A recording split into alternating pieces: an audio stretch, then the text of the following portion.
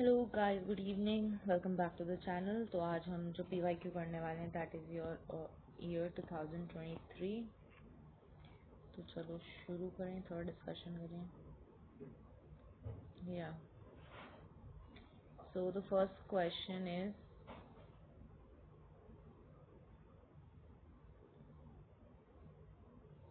Identify the odd one out below listed sports because of its special character।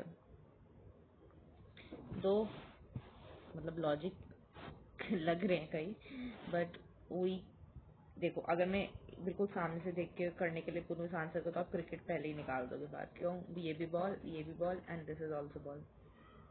Ending of ball बोलो, ये नहीं कि cricket में भी तो बॉल यूज होती है, बट वर्ड लिखे हुए में बॉल बॉल लिखा हुआ है। पहला तो ये। दूसरा रीजन, इसमें कोई एक पर्टिकुलर इक्विपमेंट यूज होता है, मतलब स्कोर करने के लिए। या तो हुप होता है या कोई एक कवर्ड एरिया होता है जहाँ पर आपको स्कोर करना होता है। क्रिकेट में तो ओपन है, ओपन। ठीक, पहला तो ये। बाकी we can also say football, basketball, handball is your invasion game and ये क्रिकेट आपका स्ट्राइकिंग एंड फील्डिंग गेम है। ठीक, next question, identify the civilisation of the following with regards to the development of pan Hellenic festival.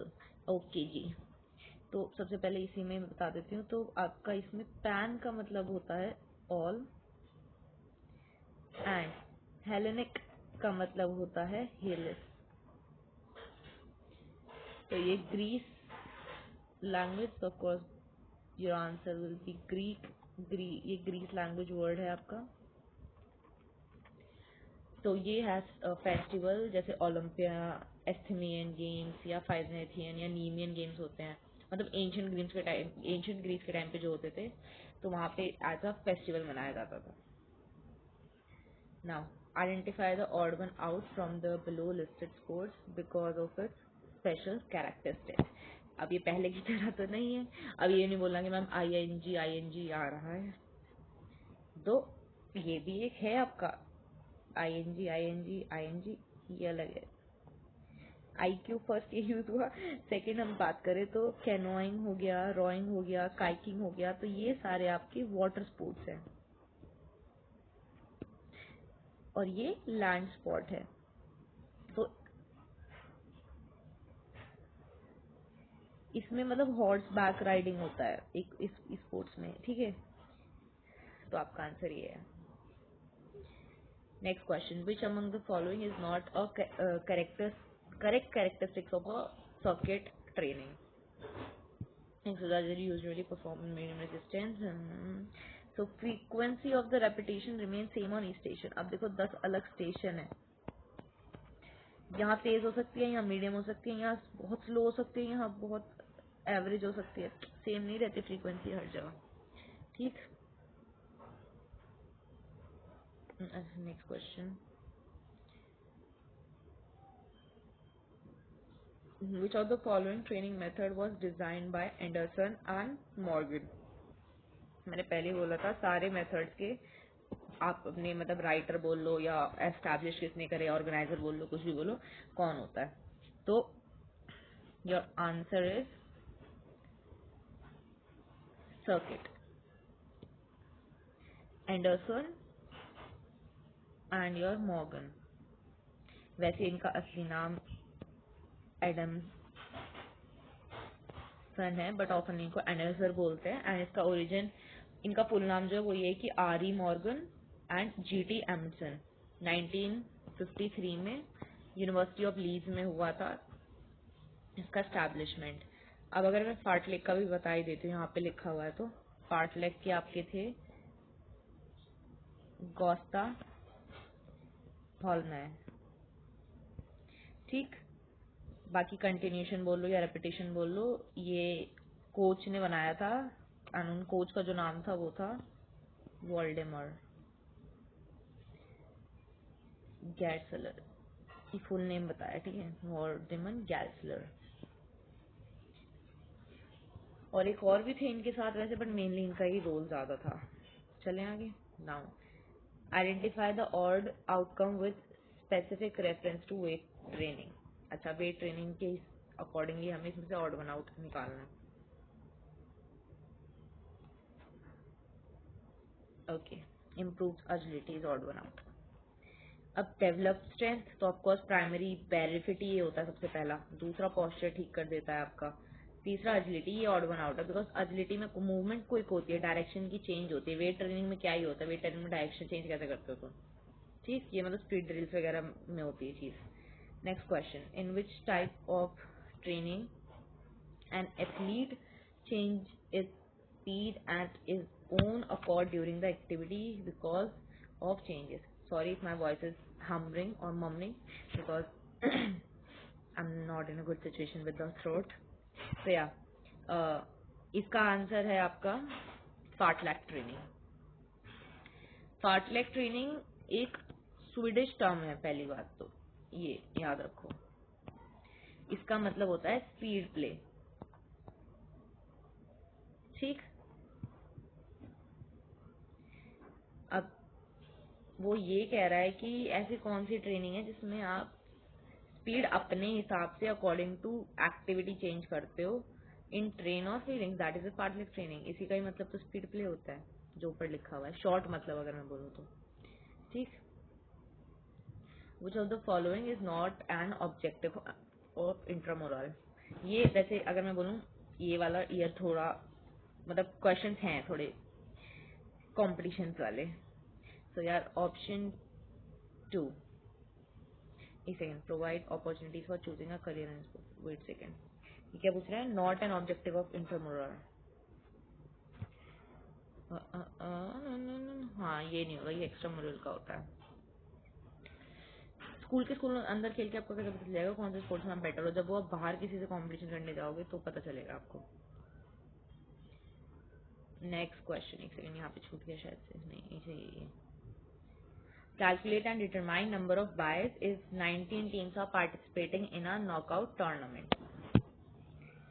अच्छा जी, 19 team participate कर रही हैं तो जी n is equals to 19 and number of bye का formula होता है 2 की पावर ये, तो नंबर ऑफ बायज हुए 22.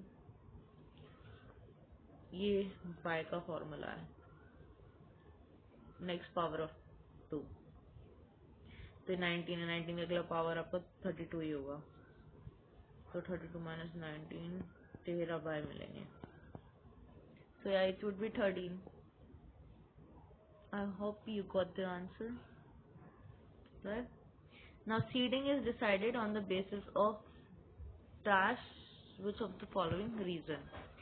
तो seeding is a process जहाँ पे हम टीम को अरेंज करते हैं या प्लेयर्स को ऐसे ब्रैकेट में अरेंज करते हैं जहाँ पे स्ट्रॉन्गेस्ट कंपटीशन को वो फेस ना करें जल्दी ही राउंड में, पहले राउंड में या दूसरे राउंड में दो अच्छी टीम एक साथ ना हो जाए ताकि एक बाहर हो जाए. तो यहाँ पे answer is current performance. Special seeding में हम पास्ट परफॉर्मेंसेस भी देखते हैं. ठीक, जैसे मैंने आपको अगर याद हो 12th की टाइम पढ़ा रही थी तो मैंने प्लेलिस्ट और मतलब 12th की एक वीडियो में जब पढ़ा रही थी मैं इसको, तो मैंने बोला था कि इसमें लॉटरी सिस्टम्स वगैरह ये सब चलते हैं लोकल लेवल पे, not at your upper level, international level. या which of the following formula can be use to determine the number of matches in a single league tournament in if even number of teams are participating. तीन situations दिए हैं, number of matches बताने हैं single league tournament में और even number of teams हैं. तो the formula used to determine the total number of matches in a single league tournament is n by 1 by 2. Okay,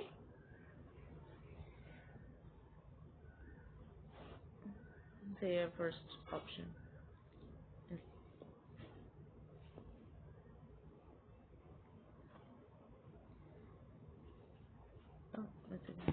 your first option is correct. Now next.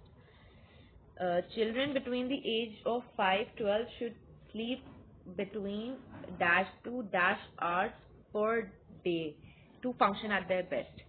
सबका अलग sleep level होता है, तो इसमें 5 to 12 का पूछा है ना, तो answer will B 10 to 12, your fourth answer. Now next question, which of the following option is false with specific relevance to alcohol? Alcohol के मतलब नजरिए से देखना है कि ये कौन सा गलत है, तो इट्स स्टिमुलेंट। तो द थिंग इज अल्कोहल से ये क्यों रिलेटेड है, मतलब इट इज मतलब डिप्रेजेंट, मतलब अगर हम देखें अल्कोहल आपके सेंट्रल नर्वस सिस्टम को डिप्रेस कर देता है, depress in the sense of depression नहीं, कंप्रेस डिप्रेस, समझ गए वो।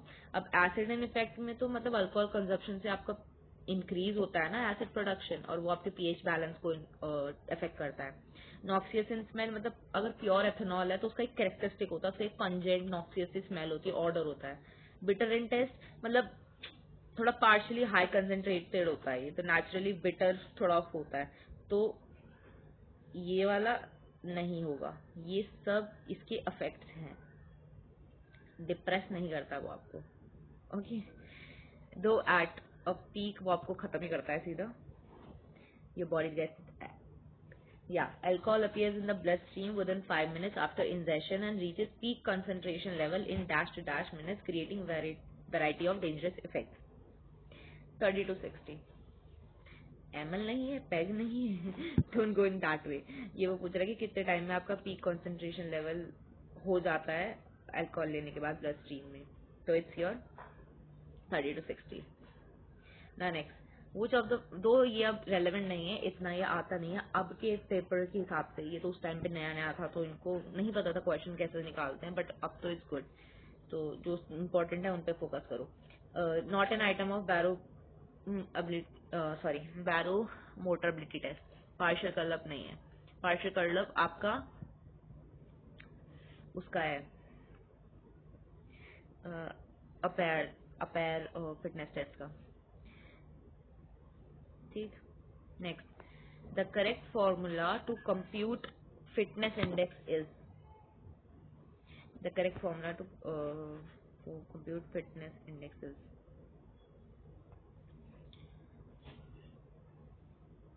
okay, so this one is correct. No. Wait a second. Yeah, first option is correct. Fitness index is equals to duration of exercises in seconds into 100 upon 2x plus, हाँ ये वाला सही है। Next question. Sit and reach test measures dash of an individual flexibility. Easy है। Newton's first law of motion is also known as law of inertia. Law of momentum या acceleration बोल लो, ये आपका सेकंड है। Law of reaction is your third one.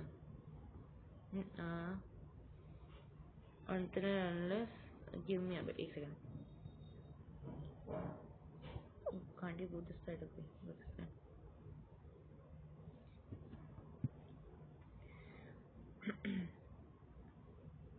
हाँ उसी का ही है ये, लॉ ऑफ रिएक्शन थर्ड वाले का। Dash is a moment that occurs in a sagittal plane, okay. आया फिजियोलॉजी से, क्वेश्चन आया। तो सेगिटियल प्लेन वो प्लेन होता है जो डिवाइड करता है बॉडी को लेफ्ट और राइट हाफ्स में। इसकी जो मूवमेंट होती है जनरली बैकवर्ड या फॉरवर्ड होती है, तो extension is the answer. Bicep curl करते हो ना, तो जब आप अपने हाथ को बाहर की तरफ खोलते हो, ये अभी फ्लेक्शन है, ये बॉडी के पास आया, इसको आप खोल रहे हो, okay. Next thing, flexion of the dash joint decrease the angle between tibia and femur. Okay, now this is the question. आगे अगर आप बीए फिजिकल एजुकेशन पढ़ते हो या फिर बीपीएड एमपीएड करते हो, that you get to know इनके और अच्छे वाले scientific names. So let me just tell you, ये नी की बात कर रहा है, ये आपके लोअर लिम की कुछ लोअर लिम की बोन्स का नाम है, तो डोंट गेट कंफ्यूज्ड, ठीक। या Next question. Identify the sport in which friction plays at least important role amongst the below mentioned above. Identify the sport in which friction plays least. अच्छा सबसे कम किस में आती है? स्केटिंग में. हाँ फुटबॉल हाईली, ये भी थोड़ा है क्रिटिकल उसमें, ये मिनिमा है सबसे कम में है. Next question. Dash classified body into 3 categories called somatotypes. तो किस व्यक्ति ने ये थ्योरी दी थी, ये उसका नाम पूछ रहे हैं आपसे. So your answer is William Herbert Sheldon. William Herbert Sheldon, इन्होंने सोमोटाइप्स की थ्योरी दी थी, 1940s में दी थी. शेल्डन पूरा नाम मैंने आपको बता दिया, विलियम हर्बर्ट शेल्डन. इन्होंने जो थ्योरी दी थी उसमें 3 टाइप के बॉडी टाइप थे, ectomorph, mesomorph and endomorph. Ectomorph वो थे जो लीन थे, बहुत मतलब स्लेंडर और मतलब पतले थे, इंटेलेक्चुअल इंट्रोवर्टेड थे. मीजोमॉर्फ थे जो मस्कुलर एथलेटिक बॉडी थी. एंडोमॉर्फ वो थे जो राउंड और सॉफ्ट मतलब गोलू मोलू थे. Next question. Dash are round and soft set to have tendency towards viscerotonic personalities. Okay, अभी पीछे ही पढ़ाया मैंने आपको ये, अभी बस पढ़ा के ऊपर क्वेश्चन पे हटी हूँ. Endomorph. Next. Which of the following does not fall in the category of personality trait? इनमें से कौन सी ऐसी चीज है जो personality trait में नहीं fall करती है? तो जी भैया इसका आपका आंसर है फटीग. फटीग किसी का पर्सनैलिटी ट्रेट थोड़ी है, वो हर टाइम थोड़ी थका रहता है, right. Next. Alport in which year defined personality as a dynamic organization within the individual of those psychological systems that determines his unique adjustment to his environment. Okay, so your answer is 1961. ये बात कर रहे हैं आपके if I'm not wrong, Albert, हाँ, Gordon एल्पर्ट की. इन्होंने एक बहुत बुक, फेमस बुक पब्लिश करी थी, पर्सनालिटी अ साइकोलॉजिकल इंटरप्रिटेशन. इस बुक में मतलब यही था कि बंदे की कैसी पर्सनालिटीज होती हैं. 37 में लिख दी गई थी, बट स्टैब्लिश बाद में हुई थी. Next. Arrange the following stretching exercises in a sequential order from head to toe. Head to toe मतलब सर से नीचे की तरफ आना है. ACDEB मेरे ख्याल से ACDEB या सेकेंड ऑप्शन ACD. हाँ, पहले ट्रेपेजियस स्ट्रेच होगा मतलब अपर बैक और नेक एरिया हो गया. फिर आपका लैटिस्मस डॉर्सी स्ट्रेच होगा मतलब अपर या मिड टॉर्सो जिसे आप बोलते हो, लैट्स मिडल या लोअर बैक की मसल. फिर लंबर होगा जो लोअर स्पाइन को देगा, क्वाड्रिसेप्स एंड देन गैस्ट्रोमेशियस स्ट्रेच मतलब काफ मसल्स. नाम है ये बेटा, देख लो, तुमने आगे बढ़ने हैं तुम और अच्छे अच्छे तरीके से नाम पढ़ोगे ये चीज़ों के. या arrange the following teaching career options in a sequential order from lowest to highest. है जी टीचर का. अच्छा, तो PRT मतलब प्राइमरी टीचर, देन TGT आता है योर ट्रेंड ग्रेजुएट टीचर, फिर आपका PGT आता है पोस्ट ग्रेजुएट टीचर, फिर आपका आता है असिस्टेंट प्रोफेसर, और फिर आता है associate professor. So your answer will be BCEDA. BCEDA. ना ये थ्री हो गए वो. BCEDA second option. बता देती हूँ फिर भी. PRT आपकी क्लास 1 to 5 को पढ़ाता है. TGT आपका 6 to 10th पढ़ाता है. PGT आपका 11th 12th पढ़ाता है. असिस्टेंट प्रोफेसर आपके कॉलेज और यूनिवर्सिटीज में होते हैं. एसोसिएट प्रोफेसर एक सीनियर फैकल्टी पोजीशन पे होते हैं जो असिस्टेंट प्रोफेसर को यूजुअली मतलब असिस्टेंट प्रोफेसर से होके ही गुजरते हैं. Next question. Arrange the following sports federation as per their year establishment in a sequential order. अच्छा चलो बताते हैं. तो आपका BCCI 1928 में हुआ था. Then your appear that is athletics federation of India 1946 में हुआ था. बास्केटबॉल आपका हुआ था 50 में. एंड वॉलीबॉल का 19 इसके बाद का ही था ये शायद से 51 में। And Indian amateur boxing federation आपका हुआ था 1949 में। So your sequence will be option 1 DCBAE। Next question, arrange the following communicable disease as per their incubation period in a sequential order from lowest to highest. तो जी मतलब incubation होता है मतलब कितना टाइम तक रहता है बॉडी में, मतलब कितने दिन बीमार रहते हो तुम उससे, अप्रोक्स है ये। तो your answer will B cholera is your 12 to 5। आपका कॉलरा रहता है 12 hours to 5 days अप्रोक्स, मतलब 2 से 3 दिन रहता है। रुबेला आपका रहता है 14 to 21 days। इन्फ्लुएंजा भी 1 से 4 दिन रहता है। एंड मिसलेस इज योर, ये थोड़ा लंबा चलता है 7 to 14। So your answer will B ACDB। ACDB third option.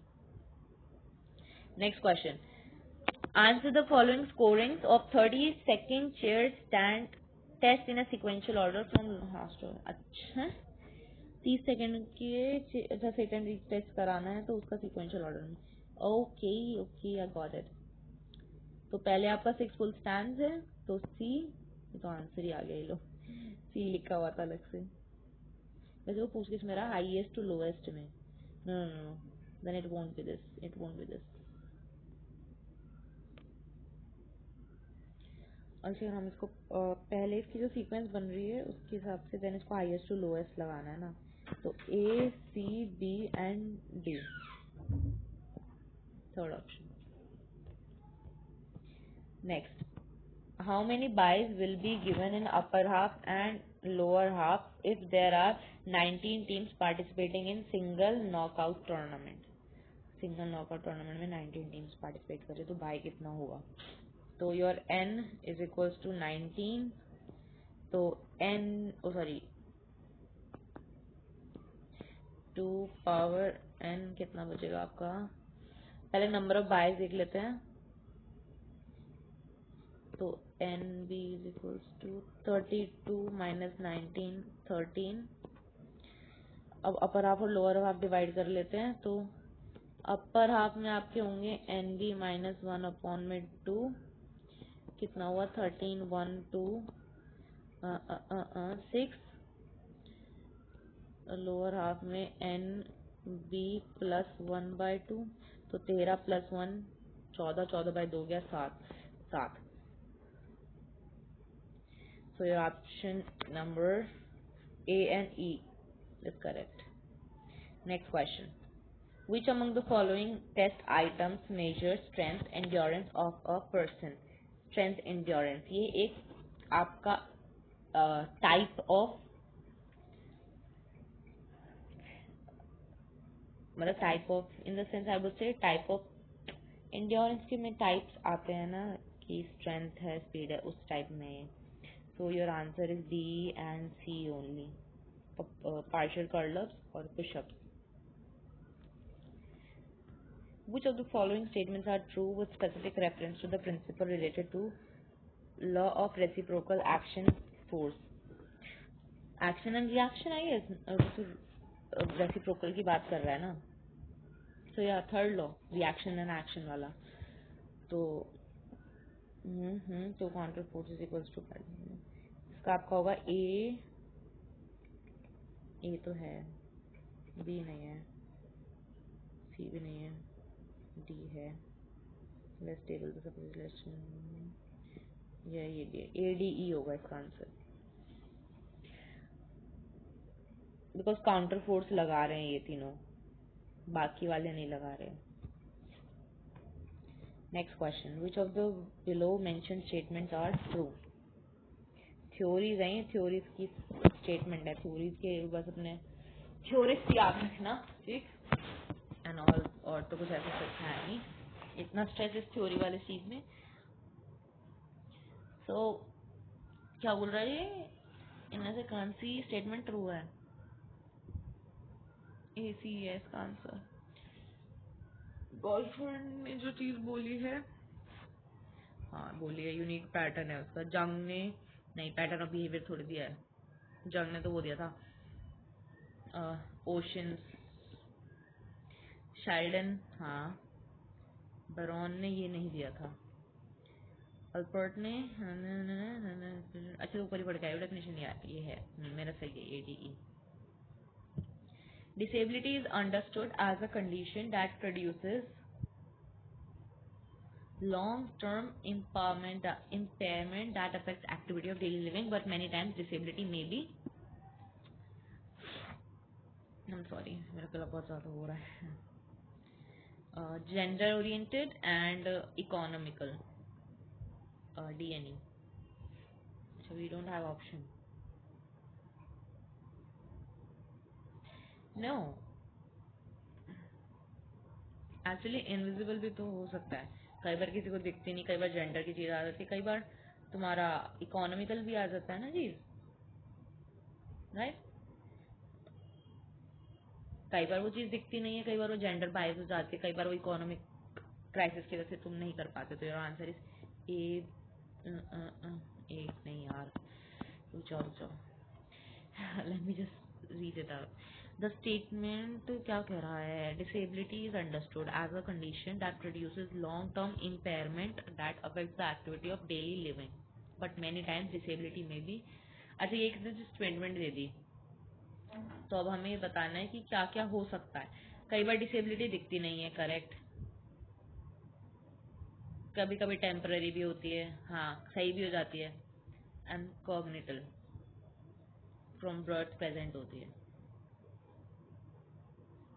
ये दोनों सोशल कंटेक्स्ट में बोल दिया उसने, तो ये नहीं होंगे, हाँ तो ABC होगा। Next, match the year of establishment. अच्छा ये तो अभी ऊपर ही बता के आई हूँ मैं तुमको, जरूरत है बताने की। चलो इस क्वेश्चन का आंसर मेरे को कमेंट करना, क्वेश्चन का आंसर मेरे को कमेंट करो इसको विदाउट सीइंग पीछे से आंसर, दो you have must have written ना। चलो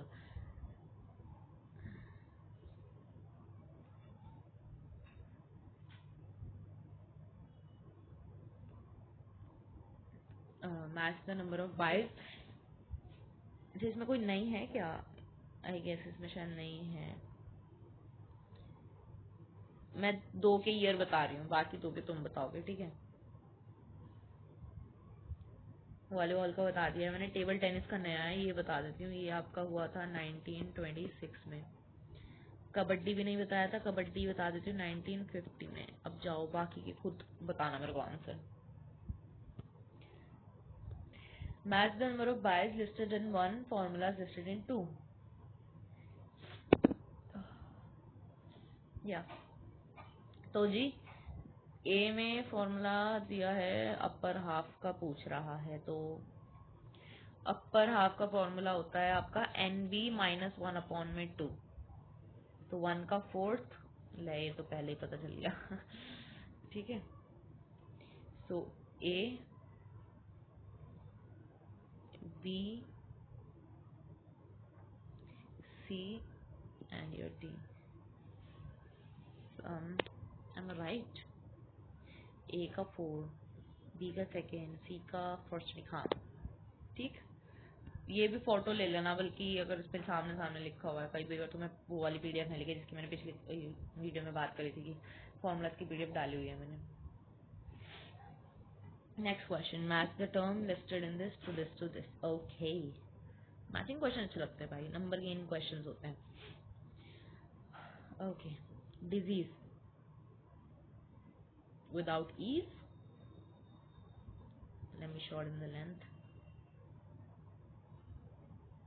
ज़्यादा ही छोटा हो गया। हाँ जी, डिजीज का मतलब होता है किसी चीज़ का बॉडी में तुम्हें ईज या फिर डिस्कम्फर्ट होना। Communicable, infectious. एपिडेमिक कम्युनिटी में होता है, पैंडेमिक कंट्री में होता है, ये डिफरेंस हमेशा याद रखना, ठीक है। एपिडेमिक तुम्हारा एक पर्टिकुलर कंट्री, कम्युनिटी, स्टेट में होता है। एपिडेमिक पूरा, सॉरी पैंडेमिक पूरा वर्ल्ड में होता है, like Covid is a pandemic. Chickenpox that is an epidemic, okay. तो your option number 3 is correct. 4 3 2 1. अच्छा जी, अगला बताओ. टेस्ट है और टेस्ट के नाम है, उनको जोड़ना है. किस टेस्ट के अंदर कौन सा फॉल करता है. तो जी बताओ मेरे को. मोटर फिटनेस टेस्ट में आपका जिगजैग रन आता है. रिकली जॉनसन आपका आएगा Harvard step test. I mean not, no no no, ये तो दो अलग टेस्ट हो गए ना. एक सेकेंड. रिकली जॉन्स टेस्ट आपका आएगा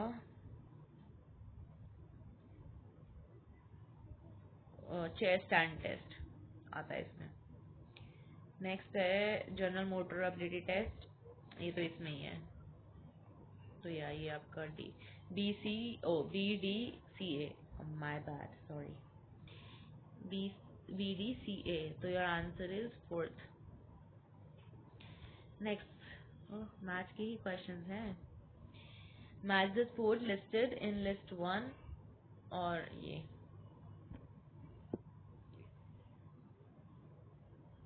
तो जी एथलेटिक्स आपका शू विद स्पाइक्स, कांटे लगे होते हैं शूज के आगे. फुटबॉल में भी होते हैं वैसे तो, but that are your studs, that are not your spikes. Gymnastics आपका मैग्नीशियम पाउडर. हॉकी आपका ग्रिप टेप्स यूज करता है. And soccer of course studs. अभी जैसे मैंने बोला, soccer and football are same name but different countries में different use होता है. तो this option. Next question. We done with the questions I guess. No, no, no, there are. Then why is so much of gap here? Okay. Paragraph questions हैं. As मैंने बोला था paragraph पढ़ना है पढ़ लेना, पर सबसे पहले मेन क्वेश्चन को देखा करना. ठीक है, पढ़ लो क्वेश्चन पे आओ. तो जी A.N. Sharma preferred to see a playing player playing his natural game. Simple है. एक प्लेयर क्या चाहता है कि वो अपना नेचुरल गेम खेले, किसी की बनाए हुए गेम पे ना खेले. Natural game is the best game rather than making out games from others कि भाई वो करके सीख वो करके सीख. हाँ, इसमें क्वेश्चन है व्हाई कोसी is to be unhappy with BCCI. पढ़ लेना, मैंने पढ़ा हुआ है. I am just telling you the answer. Because of V. Sehwag never got a proper farewell. Oh my god, now only para questions will be there. You just read. But इसमें यही tip देना चाहूंगी, and का question पहले पढ़ना, उसके बाद answer ढूंढने लगना. Seriousness about the sport.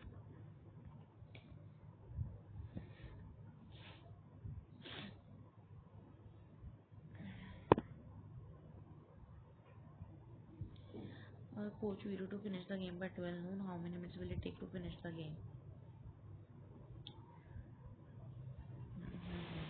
अच्छा, गेम की टाइमिंग निकालनी है.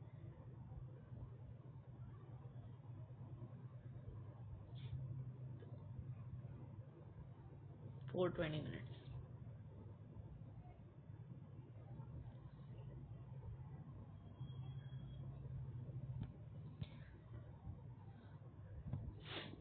Next question.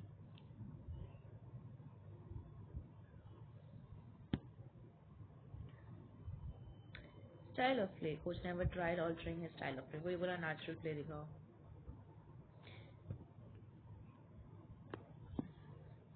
Adolescents who have loss of ipsilateral testicular volume over time should undergo surgical therapy.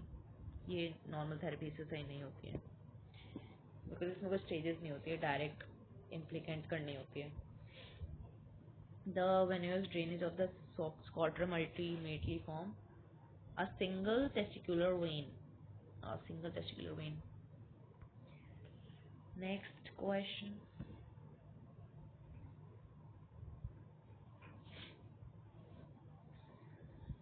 ये थोड़ा रेलेवेंट नहीं लग रहा है मुझे पैराग्राफ, बट पैराग्राफ तुमको दिए इसलिए जाते गेन करने के लिए नंबर.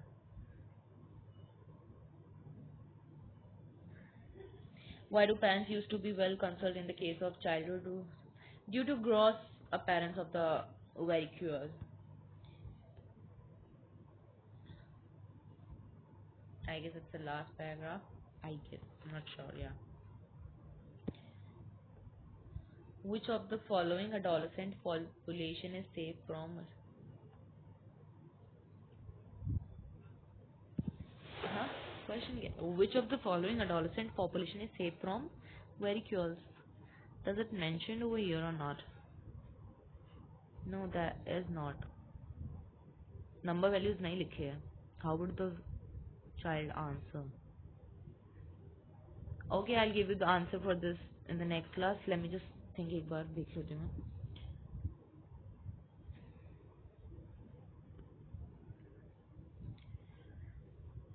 एक बार पैराग्राफ को मैं फिर से दोहरा लेती हूँ. मे बी वर्ड के हिसाब से लिखा हो, वर्डिंग्स में लिखा हो आंसर. या हो गया. हाँ है. ठीक है, सुनो. वैसे तो जहाँ तक मेरी मैथमेटिक्स बोल रही है उस हिसाब से none of option is provided, but एक अप्रॉक्स या सेफर साइड पे अगर चलना है तो इट कैन बी. ये कितना होगा? 85 20 5 कितने पे जाएगा? 47. हम ऑप्शन 1 को ले सकते हैं. अप्रॉक्स जा रहा है उसके सेफर साइड के लिए. So yeah, this was all about this video. I hope you like it. Just share, subscribe and comment down the answer जो मैंने पूछा था. Now we are left with 2024 and 2025 PYQ. We'll surely upload soon. And उसके बाद फिर I'll tell you some important topics, or may I say only subtopics that are important, not to read out all the things. And yeah, this is all about this video. Hope you like it. Bye bye. Take care.